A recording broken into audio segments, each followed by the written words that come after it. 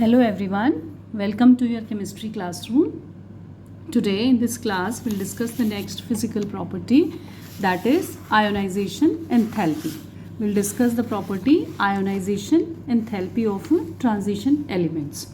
तो बेटा आपको अगर मैं थोड़ा सा रिकैपिचुलेट करवाऊँ कि हमने पिछली क्लासेस में क्या पढ़ा है, तो यू मस्ट बी रिमेम्बरिंग कि लास्ट क्लास में हमने सबसे पहले पढ़ा था कि what is the position and definition of transition elements. डेफिनेशन में इंपॉर्टेंट बात क्या थी कि these are those elements which have partly filled d orbitals. उसके बाद हमने मेल्टिंग पॉइंट्स के बारे में पढ़ा and we realized and we find out that melting point is due to metal bonding, strong metal bonding, which is due to presence of unpaired electron, and the same was the reason for your energy of atomization. We had some exceptions also in that, manganese or technetium, if you remember properly, and then we learnt about lanthanoid contraction also, कि when we move down the group there is not much change in the sizes of 4D and 5D series elements. होना चाहिए था उनके sizes में ज़्यादा difference, लेकिन इतना ज़्यादा डिफरेंस उनके साइजेस में नहीं होता, ये हमने पढ़ा. Now the point of discussion is what happens to ionization enthalpy as we move from left to right. So बेटा अगर हम लेफ्ट टू राइट मूव करते हैं, यानी कि we are talking about a period. Now if we move in a period left to right, if we are moving, तो आपको भी पता है कि जब हमने एक जनरल सा ट्रेंड क्या होता है कि when we move from left to right the sizes they decrease. Effective nuclear charge बढ़ता है, इफेक्टिव न्यूक्लियर चार्ज बढ़ता है और साइजेस जो हैं वो डिक्रीज होते हैं. और जाहिर सी बात है बेटा, जब साइज छोटा हो जाएगा, अगर किसी एलिमेंट का साइज, मेटल का, एटम का साइज छोटा है, तो साइज जब छोटा होगा तो उसके बाहर वाले शेल से इलेक्ट्रॉन निकालने के लिए हमें ज़्यादा एनर्जी देनी पड़ेगी, यानी कि उसकी आयोनाइजेशन एंथैल्पी बढ़ जाएगी. वाई? बिकॉज अब साइज छोटा है, इस वजह से ये जो बाहर वाला इलेक्ट्रॉन है ये न्यूक्लियर पुल को बहुत ज़्यादा फील कर रहा है. न्यूक्लियस जो है इसको अपनी तरफ खींचेगी. जब न्यूक्लियस इसको अपनी तरफ अट्रैक्ट करेगी तो छोटा साइज होने से उसका इफेक्ट उसके ऊपर ज़्यादा रहता है और इलेक्ट्रॉन को आसानी से छुट्टी नहीं मिलती है. तो इसको इसके घर से निकालना बहुत मुश्किल है अगर साइज छोटा है, क्योंकि जो ये सेंटर में बैठा है इसका बाप, ये इसको पकड़ के रखेगा और बाहर आसानी से नहीं जाने देंगे. तो जब ये इसके इन्फ्लुएंस से दूर हो जाता है, यानी कि जब साइज बड़ा हो जाता है, तो आराम से इलेक्ट्रॉन जो है वो निकल जाता है और हम कहते हैं कि आयोनाइजेशन एनर्जी जो है वो लेस है. ठीक है. So this is, I hope this is clear to you. अब बात करते हैं जो आयोनाइजेशन एंथैल्पीज होती हैं बेटा, वो 2-3 तरह की होती हैं. देयर आर 3 मेन, मतलब टाइप्स कह लो, या आप यूँ कह लीजिए कि आयोनाइजेशन एनर्जी 1, जो कि 1 इलेक्ट्रॉन को निकालने के लिए ज़रूरी होती है. अगर आपको एक ही इलेक्ट्रॉन निकालना है किसी एटम से, तो उसको निकालने के लिए जो एंथैल्पी चाहिए उसको हम बोलते हैं आयोनाइजेशन एंथैल्पी 1. अगर आपको एक निकाल दिया पहले और फिर एक और इलेक्ट्रॉन निकालना है, यानी कि 2 इलेक्ट्रॉन्स को बाहर निकालने के लिए जो चाहिए, दैट इज़ आयोनाइजेशन एनर्जी 2. और अगर 3rd इलेक्ट्रॉन को भी आप निकालना चाहते हैं तो दैट इज़ आयोनाइजेशन एंथैल्पी 3, यानी कि दिस इज 1, 2, 3. अब आप एक बात सोचिए बेटा, जैसे इसका क्या मतलब है, जैसे मान लो आपके पास सपोज करो आयरन है, आपने एक निकाला Fe+ हो गया, आपने एक और निकाला इलेक्ट्रॉन, तो ये निकाल रहे हैं आप, तो Fe+2 हो गया, और आपने एक और निकाला तो क्या हो गया, ये Fe+3 हो गया.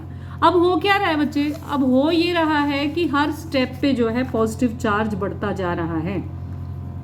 जैसे ये जो है Fe+ बन गया. अब Fe+ से अगर आपको Fe+2 बनाना है तो that is a difficult process, यानी कि you need lot of ionisation enthalpy for that. उसके लिए आपको बहुत ज़्यादा एनर्जी लगानी पड़ेगी. क्यों लगानी पड़ेगी?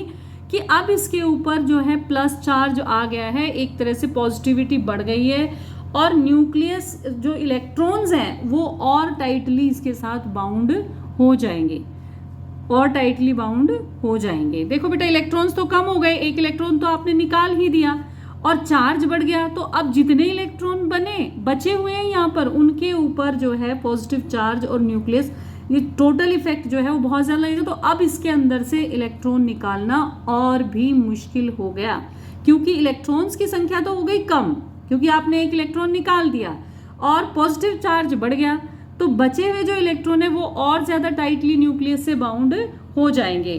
तो अब क्या होगा, अब यहाँ से जब आप इलेक्ट्रॉन निकालेंगे तो मैं आपको इस बात से क्या बताना चाहती हूँ कि जो सेकेंड आयोनाइजेशन एंथैल्पी है that is always higher than first ionization enthalpy. यानी कि एक इलेक्ट्रॉन निकालने के लिए जो एनर्जी चाहिए, हमेशा अगर आप उसी में से दूसरा इलेक्ट्रॉन निकालना चाहेंगे तो आपको ज़्यादा एनर्जी लगानी पड़ेगी। और जाहिर सी बात है, अगर आप तीसरा इलेक्ट्रॉन निकालना चाहेंगे तो और भी ज़्यादा एनर्जी लगानी पड़ेगी, यानी आयोनाइजेशन एनर्जीज बढ़ती चली जाएंगी। जैसे जैसे आप एक एक इलेक्ट्रॉन निकालते जाएंगे ना, तो वहाँ से एक एक इलेक्ट्रॉन निकालने के बाद इलेक्ट्रॉन को निकालना और ज़्यादा मुश्किल हो जाएगा। तो successive ionization energies are always higher. ये क्वेश्चन भी कई बार बोर्ड में पूछ लिया जाता है, why successive ionization energies are higher. तो why successive ionization energies are higher because when after losing one electron it becomes positively charged. Now the electrons which are left are more tightly bound with the atom and it is not easy to remove those electrons and therefore the energy becomes higher. So अब यहाँ पर मैंने आगे जिक्र किया है इसका successive ionization energies का नेक्स्ट पेज पर। उससे पहले यहाँ पर एक वर्ड दिया होता है आपके एनसीईआरटी की बुक में कि the ionization energy increases gradually and the increase is not sharp. मतलब जैसे एस और पी ब्लॉक में तो एकदम से आयोनाइजेशन एनर्जी बढ़ती चली जाती है हर नेक्स्ट स्टेप पे, लेकिन यहाँ पर क्या है कि जो इंक्रीज है वो इतना ज़्यादा शार्प नहीं है, बहुत धीरे धीरे ये आयोनाइजेशन एनर्जी बढ़ती है। इसका क्या कारण है बेटे? इसका कारण ये है कि जब आप सपोज करो ये न्यूक्लियस है और आपने यहाँ पर जो है एक आउटर मोस्ट शेल कुछ भी लगा लीजिए, यहाँ पर सपोज करो 4s और अंदर जो है वो 3D शेल है। अब क्या होगा इफेक्ट, अगर 3D अंदर ना होती, इसके जो बाहर वाले जो 4s इलेक्ट्रॉन है वो पूरी तरह से न्यूक्लियस के इफेक्ट को फील कर पाते, लेकिन अब क्योंकि 3D के इलेक्ट्रॉन्स भी अंदर हैं तो वो इस न्यूक्लियस को शील्ड करके रखते हैं और बाहर वाले जो इलेक्ट्रॉन्स हैं उन पर उसका प्रभाव कम पड़ता है। इसलिए मतलब कहने का मतलब क्या हुआ कि जो इफेक्टिव न्यूक्लियर चार्ज लग रहा है वो कम हो रहा है। क्यों कम हो रहा है? क्योंकि बीच में जो 3D के इलेक्ट्रॉन्स भर रहे हो ना आप, वो इलेक्ट्रॉन्स का पुअर शील्डिंग इफेक्ट है। शील्ड तो कर रहे हैं ना, वो उसको शील्ड कर रहे हैं, कम से कम जो बाहर वाले इलेक्ट्रॉन्स हैं उनको न्यूक्लियस से शील्ड कर रहे हैं। इसलिए जो इंक्रीज होता है आयोनाइजेशन एनर्जी में वो बहुत ही ग्रेजुअल है, it is not a sharp increase. Okay, so this is one point. अब उसके बाद एक क्वेश्चन अराइज होता है, ये तो हमने जनरल ट्रेंड की बात कर ली कि there is a gradual increase in the ionization enthalpies. This is a very general trend कि भाई यहाँ से यहाँ जाएंगे तो आयोनाइजेशन एनर्जीज बढ़ेंगी। क्यों बढ़ेंगी? क्योंकि इफेक्टिव न्यूक्लियर चार्ज बढ़ रहा है, साइज घट रहा है, तो it is difficult to remove the electron. लेकिन अब इसमें बहुत सारे एक्सेप्शंस हैं बेटा, देयर आर इरेगुलरिटीज़। अगर आप आगे बढ़ेंगे तो you will find some irregularities. अब जो इरेगुलरिटीज़ आपको मिल रही हैं उसका रीज़न क्या है? Why do you have so many irregularities? देखो, इसका एक तो बड़ा रीज़न यही है, सबसे बड़ा रीज़न, कि जो एटम है वो D5 या D10 स्टेबल कॉन्फ़िगरेशन में होता है। देखो बेटा, अगर वो ऑलरेडी D5 या D10 में है तो उससे मुश्किल हो जाएगा इलेक्ट्रॉन निकालना, और अगर एक इलेक्ट्रॉन लूज करके एटम D5 या D10 कॉन्फ़िगरेशन बना रहा है तो वो आसानी से उस इलेक्ट्रॉन को दे देगा, क्योंकि D5 और D10 configurations are always very much stable. अब स्टेबल होती हैं, हर कोई स्टेबिलिटी एक्वायर करना चाहता है, हमारा एलिमेंट भी स्टेबिलिटी एक्वायर करना चाहता है। सपोज करो, अब मैं बात करती हूँ, से for example if I talk about, चलो मैंगनीज की ही बात कर लेते हैं एक बार। अब मैंगनीज जो है वो उसकी कॉन्फ़िगरेशन है 3D5 4s2, ठीक है। अब इसमें से जो s का इलेक्ट्रॉन है वो निकालना थोड़ा मुश्किल है, सेकेंड इलेक्ट्रॉन निकालना। अगर इसके हम सेकेंड इलेक्ट्रॉन की बात करें, एक निकल गया, मुश्किल है, no doubt, this is fully filled, 4s orbital और s ऑर्बिटल भी है, तो इसका पेनिट्रेटिंग इफेक्ट ज़्यादा होता है। वो अभी आप उसको छोड़िए, इस बात को समझिए। अब सेकेंड पॉइंट जो है कि अगर दूसरा इलेक्ट्रॉन निकालना है तो जाहिर सी बात है ये फटाफट दे देगा। क्यों दे देगा? क्योंकि ये D5 कॉन्फ़िगरेशन को एक्वायर करने जा रहा है। ठीक है, अब जैसे कॉपर की बात कर लेते हैं एक बार, लेट्स टॉक अबाउट कॉपर, उससे आपको ज़्यादा अच्छे से समझ आएगा। कॉपर की कॉन्फ़िगरेशन है 3D10 4s1 और जिंक की क्या कॉन्फ़िगरेशन है 3D10 4s2। अब क्या है कि कॉपर की जो फर्स्ट आयोनाइजेशन एनर्जी होगी, जैसे एक इलेक्ट्रॉन निकालना है, वो बहुत कम होगी। क्यों कम होगी? क्योंकि कॉपर से जब एक इलेक्ट्रॉन निकल जाएगा तो वो स्टेबल हो जाएगा, तो जाहिर सी बात है कि वो स्टेबल होना चाहेगा, इसलिए वो अपना एक इलेक्ट्रॉन आसानी से लूज कर देगा। ठीक है, जब भी किसी को लगेगा कि जब भी किसी को स्टेबिलिटी मिलेगी तो वो आसानी से इलेक्ट्रॉन लूज कर देगा, या ऑलरेडी अगर वो स्टेबल है तो वो पहले इलेक्ट्रॉन को लूज नहीं करेगा, क्योंकि जैसे जिंक है, जिंक नहीं करेगा क्योंकि ऑलरेडी एक स्टेबल कॉन्फ़िगरेशन में ये बैठा हुआ है, तो why will it lose electron. तो ये इसका मेन कॉन्सेप्ट है। अब जब D5 और D10 ही क्यों स्टेबल होती हैं, ज़्यादा स्टेबल क्यों होती हैं, तो बेटा होता क्या है, इसमें दो फैक्टर्स होते हैं। एक तो जो D5 है और जो D10 कॉन्फ़िगरेशन है वो सिमेट्रिकल हो गई, मतलब ये देखो हाफ फील्ड, ये सिमेट्रिकल हो गई, ये एक तरह से सिमेट्रिकल कॉन्फ़िगरेशन मानी जाती है। और दूसरा क्या कारण है? दूसरा कारण ये है बेटा कि जब हमारे पास खाली डब्बे होते हैं, जैसे ये इलेक्ट्रॉन है, तो ये इलेक्ट्रॉन जो सेम स्पिन वाले इलेक्ट्रॉन्स हैं ना, दे एक्सचेंज देयर एनर्जीज, एक दूसरे के साथ वो अपने आप को एक्सचेंज कर लेते हैं और इस प्रोसेस में एनर्जी रिलीज होती है। एक्सचेंजिंग के प्रोसेस में एनर्जी रिलीज होती है जिसको हम एक्सचेंज एनर्जी कहते हैं। तो जब भी कोई सिस्टम एनर्जी लूज करता है वो और ज़्यादा स्टेबल हो जाता है। तो क्योंकि एक्सचेंज एनर्जी ज़्यादा है, तो एक्सचेंज एनर्जी ज़्यादा होने के कारण D5 और same is the case with D10, D5 और D10 कॉन्फ़िगरेशंस जो हैं वो ज़्यादा स्टेबल हो जाती हैं। तो क्या what are the two main reasons D5 और D10 स्टेबल हो जाती हैं? वन रीज़न इज़ कि they have symmetry in their configuration, and the second reason is they have lot of exchange energy, that's why they are more stable। तो इसलिए जब भी कोई एटम को मौका मिलेगा एक स्टेबल गैस कॉन्फ़िगरेशन बनाने के लिए या D5 D10 कॉन्फ़िगरेशन बनाने के लिए, तो जाहिर सी बात है वो आसानी से इलेक्ट्रॉन को लूज कर देगा। तो बेटा ये मैंने यहाँ लिख भी दिया है कि स्टेबल क्यों है इरेगुलरिटीज़, क्योंकि बीच बीच में आपको D5 और D10 कॉन्फ़िगरेशंस मिलेंगी, प्लस सिमेट्री मिलेगी, प्लस एक्सचेंज एनर्जी मिलेगी। तो दिस इज़ द रीज़न।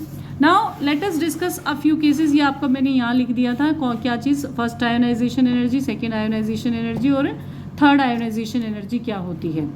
उसके बाद कुछ इंपॉर्टेंट केसेस हैं, let us discuss those cases. अब मान लो let us talk about chromium और मैंगनीज का केस डिस्कस करते हैं। चलो, क्रोमियम एंड मैंगनीज। अब फर्स्ट आयोनाइजेशन एनर्जी देखो बेटा, chromium is 3d5 4s1 and manganese is 3d5 4s2। तो क्रोमियम तो आसानी से s का एक इलेक्ट्रॉन लूज कर देगा। क्यों लूज कर देगा? क्योंकि इलेक्ट्रॉन लूज करते ही ये स्टेबल गैस कॉन्फ़िगरेशन एक्वायर कर लेगा। स्टेबल गैस कॉन्फ़िगरेशन यानी कि स्टेबल गैस नहीं, stable half field configuration acquire कर लेगा। तो इट मीन्स ये अपना s इलेक्ट्रॉन आसानी से देना चाहेगा, लेकिन मैंगनीज उतनी आसानी से इलेक्ट्रॉन को नहीं देगा क्योंकि उसकी तो स्टेबिलिटी उल्टा, अगर वो एक इलेक्ट्रॉन लूज कर देगा दो में से एक, तो उसकी स्टेबिलिटी डिस्टर्ब हो जाएगी। ठीक है, तो इसलिए क्रोमियम की कम हो गई और मैंगनीज की ज़्यादा हो गई। अच्छा, अगर सेकेंड आयोनाइजेशन एनर्जी की बात करें, जैसे एक बार तो लूज कर दिया क्रोमियम ने, अब दोबारा नेक्स्ट स्टेप पे बात करें, तो अब क्रोमियम की सेकेंड आयोनाइजेशन एंथैल्पी जो है वो बहुत ज़्यादा हो जाएगी, क्योंकि अब आपको इलेक्ट्रॉन जो है वो 3d5 जैसी स्टेबल कॉन्फ़िगरेशन से रिमूव करना है।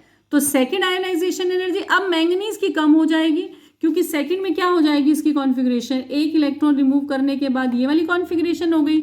अब ये कॉन्फ़िगरेशन हो गई, सेकंड आयोनाइजेशन एनर्जी तो जाहिर सी बात है बहुत कम हो जाएगी, क्योंकि एक इलेक्ट्रॉन लूज करते ही ये 3d5 एक स्टेबल कॉन्फ़िगरेशन एक्वायर कर लेगा।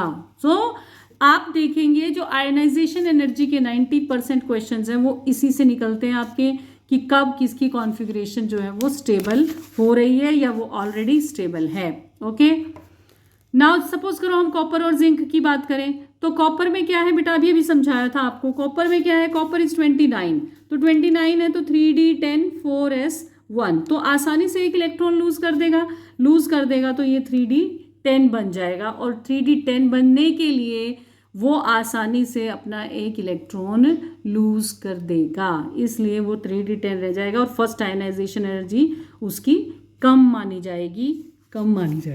ठीक है, so this is the reason. अब सेकेंड आयनाइजेशन एनर्जी कॉपर की बहुत ज्यादा हो जाएगी, क्योंकि now you have to remove the electron from d10 configuration. Okay, अब एक बार बात कर लेते हैं बेटा डाउन द ग्रुप क्या होता है आयनाइजेशन एनर्जी को। Down the group ionization energy को क्या होता है, let us talk about. Now down the group अगर हम बात करें तो जनरल ट्रेंड क्या होते हैं, जनरल ट्रेंड यही होते हैं बेटा कि डाउन द ग्रुप जो है वो साइजेस क्या है, बढ़ते हैं, और जब साइजेस बढ़ते हैं तो आयोनाइजेशन एनर्जी कम हो जाती है। लेकिन यहाँ पर क्योंकि हम पहले ही पढ़ चुके हैं कि 4d और 5d के साइजेस जो हैं वो ऑलमोस्ट सेम लेवल पे आ जाते हैं बिकॉज ऑफ लेंथेनॉइड कॉन्ट्रैक्शन, तो बेटा जब 3d से 4d में जाते हैं तो आयोनाइजेशन एनर्जी कम हो जाती है, क्योंकि साइज जो है वो बड़ा हो रहा है, नंबर ऑफ शेल्स इंक्रीज हो रहे हैं। लेकिन जब हम 4d से 5d में जाते हैं तो आयोनाइजेशन एनर्जी या तो इंक्रीज होएगी या फिर उतनी ही रहेगी, ज़्यादा फर्क नहीं पड़ेगा। अगर उसमें आप बढ़ेगी तो भी वो कोई बहुत ज़्यादा नहीं बढ़ेगी। तो क्यों ऐसा हुआ, क्योंकि जब हम 5d सीरीज पे पहुंचते हैं तो उससे पहले हम 4f के 14 इलेक्ट्रॉन्स को भर करके आते हैं, और 4f का जो शील्डिंग इफेक्ट होता है वो बहुत ज़्यादा पुअर होता है, इसलिए जो है साइज में आयनाइजेशन एनर्जी या हल्की सी बढ़ती है या फिर सेम ही रहती है 4d और 5d सीरीज़ के एलिमेंट्स की। तो ये एक बेटा छोटा सा टॉपिक ही आज मुझे कराना था जो आयनाइजेशन एंथैल्पी का, इससे क्वेश्चंस आते हैं, हर क्वेश्चन का जवाब 95% क्वेश्चन के जवाब आपको इसके इलेक्ट्रॉनिक कॉन्फ़िगरेशन में मिल जाएंगे। That is your exam tip for today, कि जितना मतलब 95% क्वेश्चन आप इसके आयनाइजेशन वो इलेक्ट्रॉनिक कॉन्फ़िगरेशन को लगा करके सॉल्व कर सकते हैं। Okay, that's all for today, thank you, have a nice day.